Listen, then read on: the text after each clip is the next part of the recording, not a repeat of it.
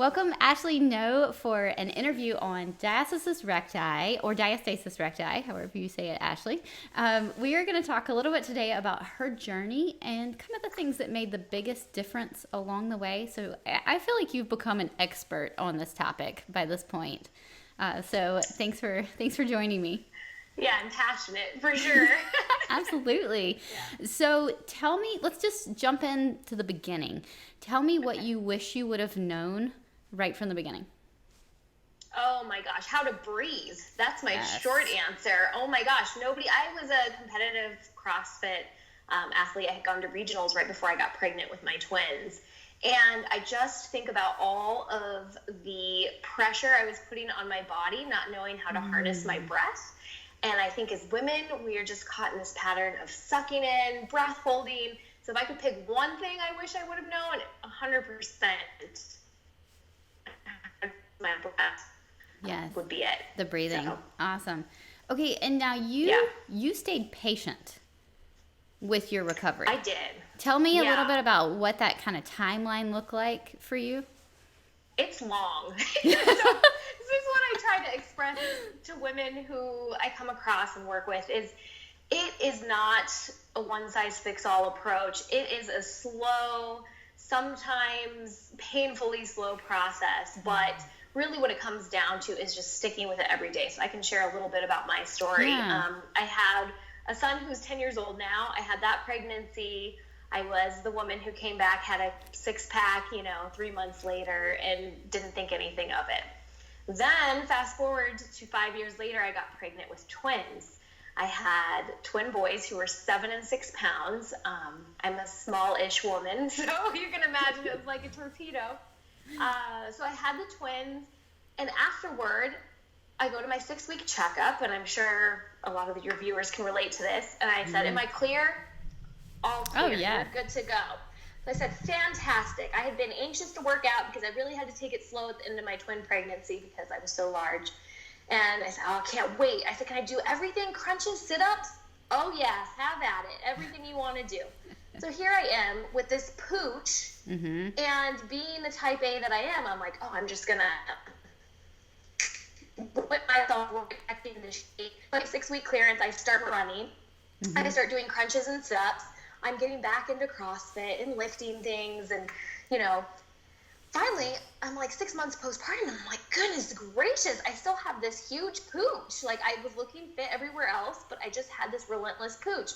So I actually Googled, there's a football popping out of my stomach, because that's what it looked like, right? It was my organs. You Googled that. That's hilarious.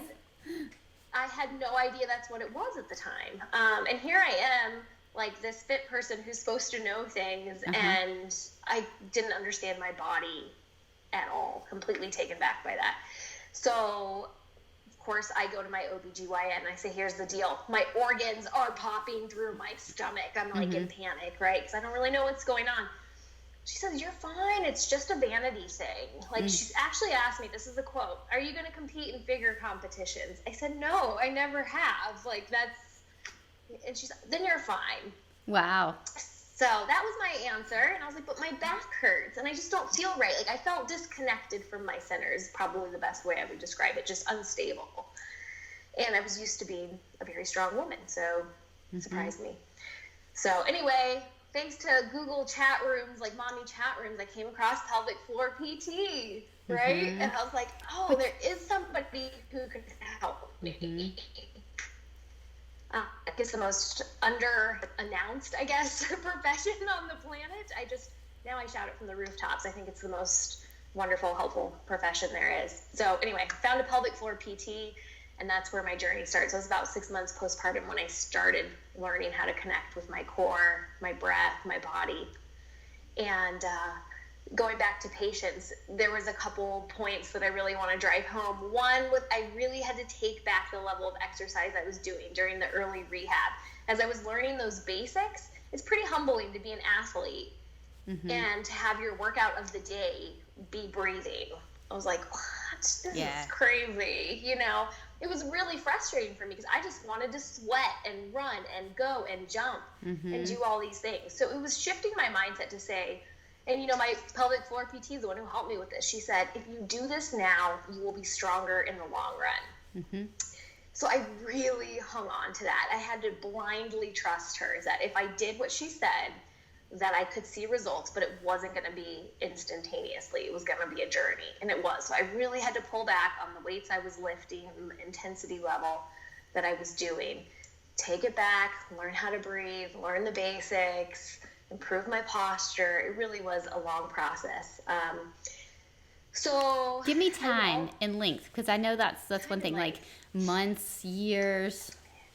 If I'm gonna, people may not want to hear it, but I would say 3 years to fully regain my core strength, to feel good, to have that pooch really lessen. Part of it is I was breastfeeding for a long time. I also noticed a difference when I quit breastfeeding.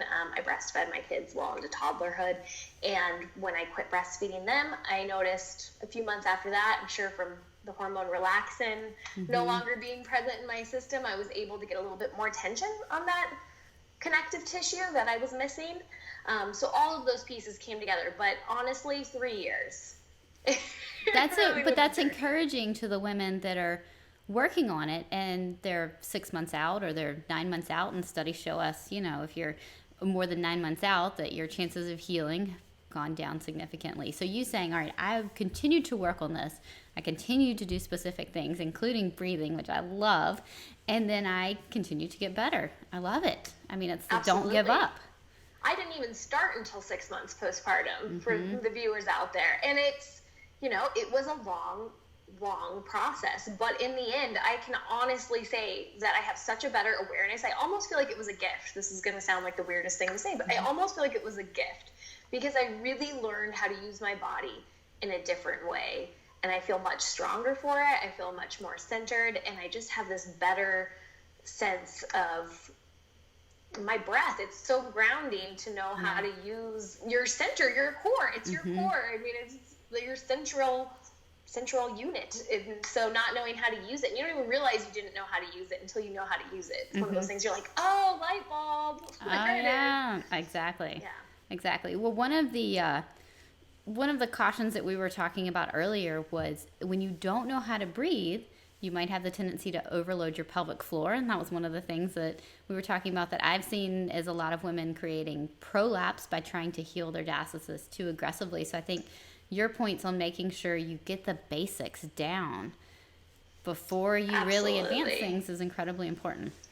Yeah, and your viewers know this, right? It's like that balloon. Like you take a balloon and you squeeze it, and you're not balancing that pressure in that balloon. It's going to go somewhere. It's going to go down. It's going to go out. You're going to end up with problems. So learning how to balance that pressure, it's essential for everything. Whether you're picking up your baby or deadlifting 200 pounds, you need to know how to use your breath. Oh man, I would love to be able to deadlift 200 pounds this year. That would be awesome. I'm so jealous right now. I'm just over my body weight. I'm like, 200 pounds. Oh, that'd be great right now. You could do it. You could do it. Well, it's been a long road for me coming back from prolapse, which I feel like is another bulging from another area of the body that to me is just like diastasis. You've got a bulge out of one area or bulge in the other. One you can see, one you can't really see well without going through some, jumping through some hoops to be able to see it. I mean, you can see it. He comes up to you and you're like, do you have a prolapse? Yeah. Let me see. No, that would be uncomfortable. Oh, goodness. Yeah, and so it's been, like you said, it's been a long road and a lot of checks and things that you think you know how to do, but then you don't know how to do it. That's where right? I feel like it's been... it's humbling, for sure. And I think we think our bodies are meant to have babies, right? We're like... We're meant to have babies. So, like, what's the big deal? Like, we had babies. We also had a life expectancy of 35. So, I kind of feel like... there you go. I mean, I've already outlived what used to be the life expectancy. So, we're doing pretty good at that aspect. So, I think... That's true. Me too. Yeah, when we look at longevity of our body, we've got to take those specific steps to help us continue to be healthy and not just make it through a couple good procreation years. Right. And I think it just gets downplayed. And, maternal health care is utterly atrocious. Well, it's all about the baby. It's all about the baby. That's right. So you have this baby. Everybody makes sure the baby's okay.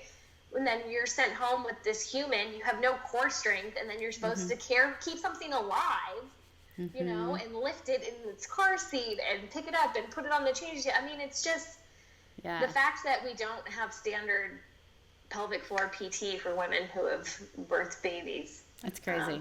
Like France, maybe one day. Yes, maybe one day. So I want to switch gears and talk a little bit about nutrition, because you are a nutritionist, which is really cool. So talk to me a little bit about how you use nutrition, or did you even use nutrition to help in this healing process?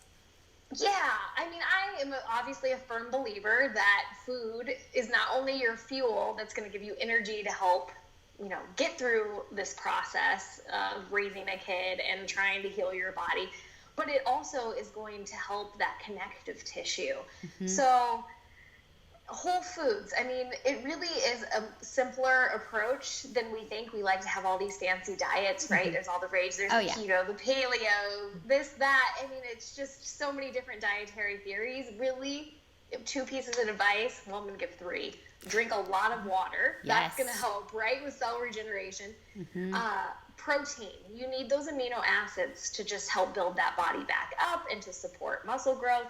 And then vegetables. Like, when in doubt, eat vegetables, all those micro and macronutrients that you can get. So fueling with whole foods. I think we make it really complicated, like anything, and it's quite simple. But motherhood is so tiring that it's so much easier to grab a bag of chips, you know, which is okay on occasion. But I think asking for help in those early days, to have somebody who can help cook, you know, if you were part of a group, or, you know, make your husband do something. Goodness gracious. That's really essential. And then having stuff on hand that's quick but healthy. Those are my go-tos for new moms who I work with, because, like, don't be ashamed of getting frozen vegetables, right? Like, you may have made a 4-course gourmet meal before you had the baby, but now you can just dump a bag of Costco vegetables into a skillet. Oh, isn't Costco great? Costco's so great. I mean, I think they make Costco's the best. It is. It's so good. I mean, they make the big bags of, like, cauliflower rice. It's like, how easy can they make it for you? I love it. Right. You just end up with all kinds of non-food items when you leave Costco that you then have to lift the big box into the car. And it's like... Did you see my post on being Costco fan? Yes, I loved it. I was like, oh, I've been wanting to post that. It was great. Because it's true. I'm like, all right, I got to deadlift this box out of the cart into the back of the car, and the thing is heavy and it's awkward, you know? It's awkward, like, getting that out of the car. Talk about using your breath. And then my 5-year-old wants to ride in the front, and so I've got to, all right, I got to lift a 45-pound kid all the way up into the front of the cart. And it's like, if you're dealing with postpartum issues, trying to just navigate life with some of the stuff is really hard. So there needs to be better training, which I know you and I are both extremely passionate. Which is why 100%. I wanted to share your story on how long you stuck with it, how you kept learning, you stayed passionate, you stayed patient with your body. I think that's such an incredible example to women everywhere.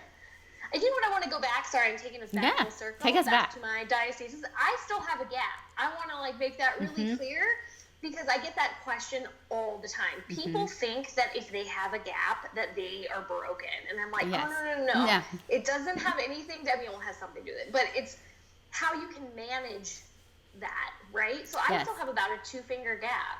And but 2 fingers is normal. I mean, you can get some stretching as long as you can control what happens in that gap.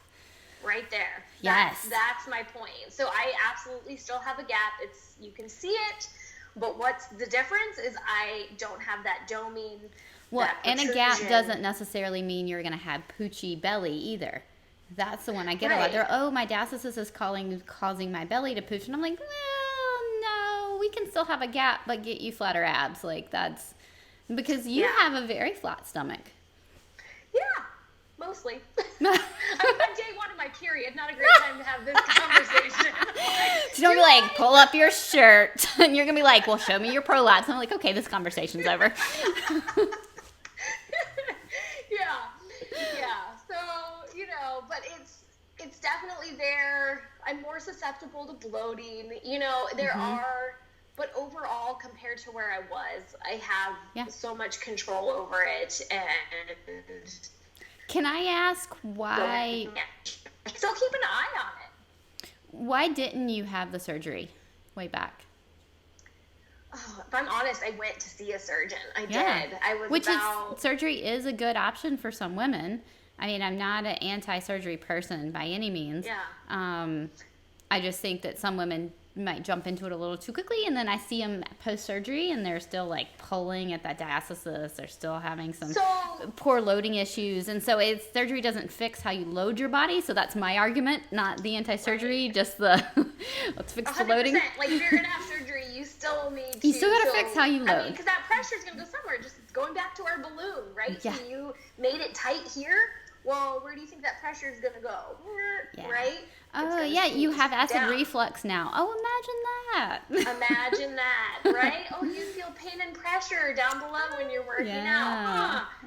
Or you wet yourself. I know a couple people have reached out to me who are like, oh, I had the surgery and now I pee with exercise. And there was a study that showed that women who healed their diastasis faster ended up with more prolapse. It was like a significant increase. Yes, because pressure management, like the diastasis in the early days, might actually have some benefit to protecting the pelvic floor. Like there might actually be some purpose in it. And those of us that close our diastasis really fast, like, whoa, okay, well, what's taking the brunt of that pressure now?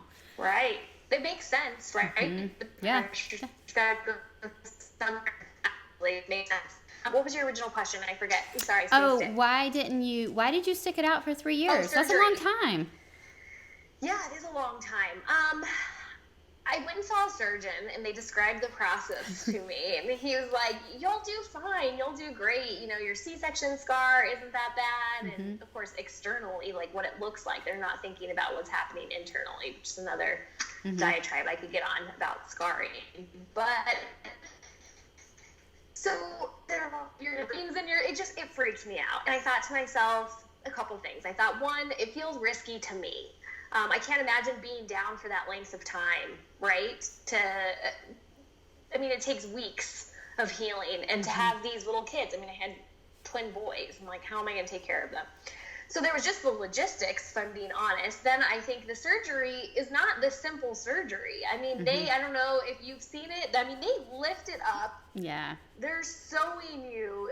I've seen the surgery done. Then they fold you over to get your skin down. The whole thing just looked very gnarly to me. So I thought, I'm going to do everything in my power so that I know I did everything in my power. And if I still feel like I need the surgery in a few more years, then at least I am armed with the knowledge and the power of how to balance my system. So that was my thought, is I knew intuitively that getting the surgery wasn't going to solve the root problem, that I was experiencing this problem for a reason, and I needed to address that. So it wasn't for me. And, thanks for answering that question, because I think that's a question that I get a lot with women, is trying to decide whether or not to have surgery. And I'm like, that's a great question, but let's look at how you're loading first. Fix that, fix your breathing, and then let's go back to that question again. But let's see how much improvement we can get before that. And the same thing with prolapse. Like, there's a lot we can do for prolapse without jumping straight into surgery. Right. And so, yeah. Anyway, okay, cool. Yeah. Do you have anything else? And I have a lot of excess skin. That's another part of it. Like with surgery. You have inspired so many women with showing your excess skin. I think I appreciate that. Like showing, okay, we get stretch marks in areas, and we get extra skin, and that's. Yeah. My message is always fix what you can and accept what you can't. And I felt like fixing a pressure imbalance like a diastasis or a prolapse, that's something you absolutely don't have to live with. You don't have to suffer and grind through your life dealing with something like that. Stretch marks, skin, all of those things that we really don't have control over, those I think we just have to embrace as best we can and love for what it is. So finding that balance too between what you can and I think what's affecting your quality of life. Not being so hard on ourselves, because I don't think our husbands care. Not one bit. And if they do, they're pretty much jerks. But I think that we are so much harder on ourselves than we should be. 100%. Post breastfeeding boobs, I'm going to tell you. I'm like, but It is what it is. Yeah, and your husband looks at you and he says, "Oh my God, my wife is so sexy. I love her so much." And, he's appreciating everything and not, caring one bit. So, yeah, I think being less hard on ourselves. So thank you for setting such a good example about that. And thank you for sharing your story. Do you have any words of encouragement or anything else you want to add to this? Any other common questions that you get that you'd like to chime in on? Yeah, I mean, for words of encouragement, I just want to say, stick with it, really. It pays off in the end. Go slow, take your time. It's not a rush. It's not a race. It feels like it because of society and all the pressure that women have to bounce back, but taking it slow, steady, putting in the work, it's going to pay off in the long run. Nice. So well, awesome. Well, thanks for joining me today to chat. Yeah, thanks, Sarah. Where can people find you if they would like to look you up? Sure. You can find me on Instagram under Get Mom Strong, or you can email me, my first and last name, ASHLEYNOWE @gmail.com. Perfect. All right. Well, thanks so much.